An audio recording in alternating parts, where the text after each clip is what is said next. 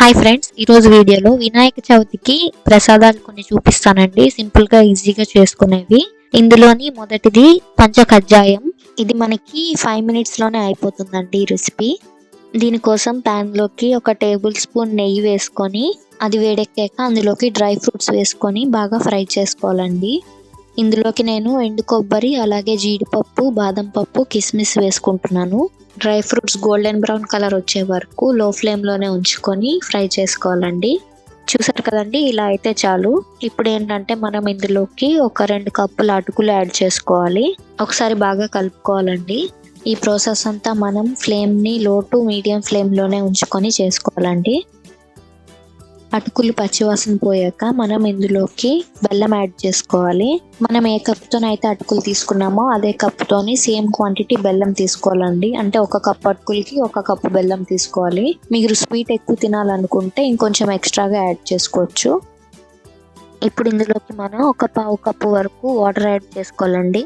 ఒకసారి బాగా కలుపుకోవాలండి బెల్లం అంతా కరిగే వరకు. తురుముకున్న బెల్లం అయితే త్వరగా కరిగిపోతుందండి. చూస్తున్నారు కదండి, ఈ రెసిపీ చాలా సింపుల్ అండి. ఒక 5 మినిట్స్లోనే అయిపోతుంది. అంతే అండి, లాస్ట్లో కొంచెం ఇలాచీ పౌడర్ వేసుకుంటే మన పంచకజ్జాయం రెడీ అయిపోతుంది. చూసారు కదండి, చాలా సింపుల్గా ఉంది కదా, మీరు కూడా ట్రై చేయండి.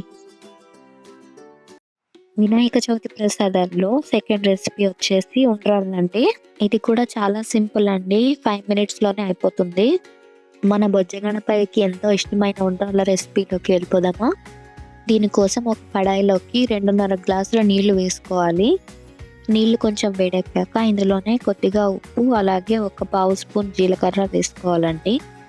ఇప్పుడు ఇందులోకి మనం గంటసేపు నానబెట్టుకున్న శనగపప్పుని 1 పావు కప్పు వేసుకోవాలండి.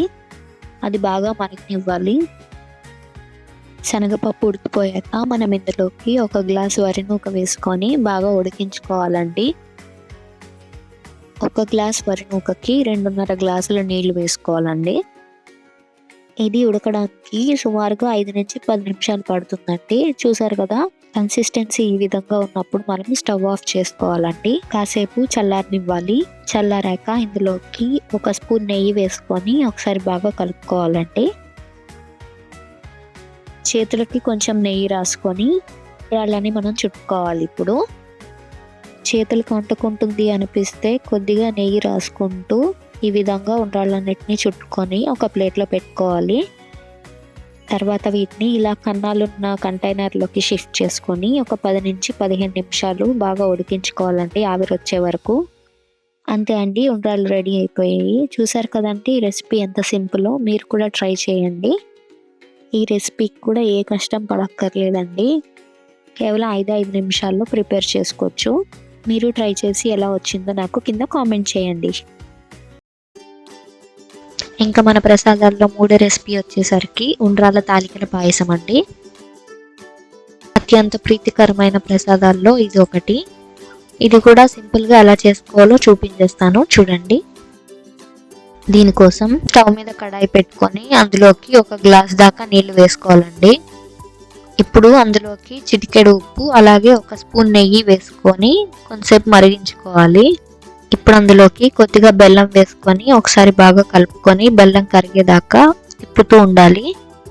బెల్లం కరిగాక అందులోని 1 గ్లాస్ వరిపిండి వేసుకోవాలండి. 1 గ్లాస్ వాటర్కి 1 గ్లాస్ వరిపిండి. ఎక్కడ ఉండలు లేకుండా ఒకసారి బాగా కలుపుకోవాలి. మీకు కన్సిస్టెన్సీ బాగా గట్టిగా అనిపిస్తే ఇంకొద్దిగా వాటర్ యాడ్ చేసుకోవచ్చు. పిండి బాగా కలుపుకున్నాక స్టవ్ ఆఫ్ చేసి కాసేపు మూత పెట్టి చల్లారనివ్వాలి. చల్లారాక పిండిని ఒక ప్లేట్లోకి తీసుకొని మన చేతులకి కొంచెం కొంచెం నెయ్యి రాసుకు పిండిని కలుపుకుంటూ మనకి కావాల్సిన షేప్లో ప్రిపేర్ చేసుకోవాలి. కొన్ని పొడవుగా తయారు చేసుకోవాలి, అలాగే కొన్ని ఉండ్రాళ్ళలాగా రౌండ్గా చేసుకోవాలండి. ఈ ఉండ్రాళ్ళ సైజుని చిన్నగా చేసుకోవాలండి, అప్పుడు త్వరగా ఉడుకుతాయి. ఈ విధంగా ఉండ్రాళ్ళని అలాగే తాలికలని పక్కన ఉంచుకోవాలి. అందులోనే కొంచెం ముద్దని ఒక బౌల్లోకి తీసుకొని అందులో కొద్దిగా వాటర్ యాడ్ చేసుకొని పక్కన పెట్టుకోవాలండి. ఇది ఎందుకో మీకు తర్వాత చూపిస్తాను. దాంట్లో ఉండలేం లేకుండా మెత్తగా కలిపి పక్కన ఉంచుకోవాలి. ఇప్పుడు ఒక కడాయిలోకి ఒక 2 స్పూన్స్ నెయ్యి వేసుకోవాలి. ఇందులోకి ఇక్కడ చూపిస్తున్న ఇంగ్రీడియంట్స్ వేసుకోవాలి. ముందుగా పచ్చి కొబ్బరి, అలాగే జీడిపప్పు, బాదం పప్పు, కిస్మిస్ని కూడా వేసుకొని ఒకసారి బాగా కలుపుకోవాలండి. డ్రై ఫ్రూట్స్ గోల్డెన్ బ్రౌన్ కలర్కి చేంజ్ అయ్యాక ఒక ప్లేట్లోని పక్కకు తీసి పెట్టుకోవాలి. ఇప్పుడు అదే కడాయిలోకి ఒక 2 గ్లాసుల నీళ్లు పోసుకోవాలి. ఇప్పుడు ఇందులోకి గంటసేపు నానబెట్టుకున్న శనగపప్పుని ఒక 2 స్పూన్స్ వేసుకోవాలి. మూత పెట్టి ఒక 5 నుంచి 10 నిమిషాలు శనగపప్పుని ఉడికించుకోవాలి. శనగపప్పు ఉడికాక ఇందులోకి మనం తయారు చేసుకున్న ఉండ్రాళ్ళని అలాగే తాలికల్ని జాగ్రత్తగా వేసుకోవాలండి. వీటిని వేసుకున్నాక వెంటనే కలపకూడదండి. ఒక 5 నిమిషాలు అలానే వదిలేయాలి. మూత పెట్టి ఒక 5 నుంచి 10 నిమిషాలు లో ఫ్లేమ్లో ఉడికించుకోవాలండి. ఇందాక పక్కన పెట్టుకున్న పిండి మిశ్రమాన్ని ఇప్పుడు ఇందులోకి కలపాలండి. ఒక 5 నిమిషాలు ఉడికించుకోవాలి. ఇప్పుడు ఇందులోకి బెల్లం యాడ్ చేసుకోవాలి. మనం ఏ గ్లాస్తోనైతే పిండి తీసుకున్నామో అదే గ్లాస్తోని బెల్లం యాడ్ చేసుకోవాలండి. ఒకసారి బాగా కలుపుకోవాలి. బెల్లాన్ని వేసుకున్నాక బెల్లం కరిగాక మనం ఇందాక ఫ్రై చేసి పక్కన పెట్టుకున్న డ్రై ఫ్రూట్స్ని ఇందులోకి యాడ్ చేసుకోవాలి. ఇప్పుడు మరొక 5 నిమిషాలు ఉడకనివ్వాలి. మనం వేసుకున్న ఉండ్రాళ్ళు తాలికలు ఉడికిపోయాక స్టవ్ ఆఫ్ చేసుకొని ఈ పాయసాన్ని చల్లారబెట్టుకోవాలండి. చల్లారాక ఇందులోకి ఒక గ్లాస్ పాలు వేసుకొని మొత్తాన్ని ఒకసారి కలుపుకోవాలి బాగా. లాస్ట్లో కొద్దిగా ఇలాచీ పౌడర్ వేసుకుంటే మన ఉండ్రాళ్ళ తాలికల పాయసం అనేది రెడీ అయిపోతుందండి. మీరు కూడా ట్రై చేసి ఎలా వచ్చిందో నాకు కింద కామెంట్స్లో తెలియజేయండి. ఈ వీడియోని లైక్ చేసి షేర్ చేసి సబ్స్క్రైబ్ చేసుకోండి.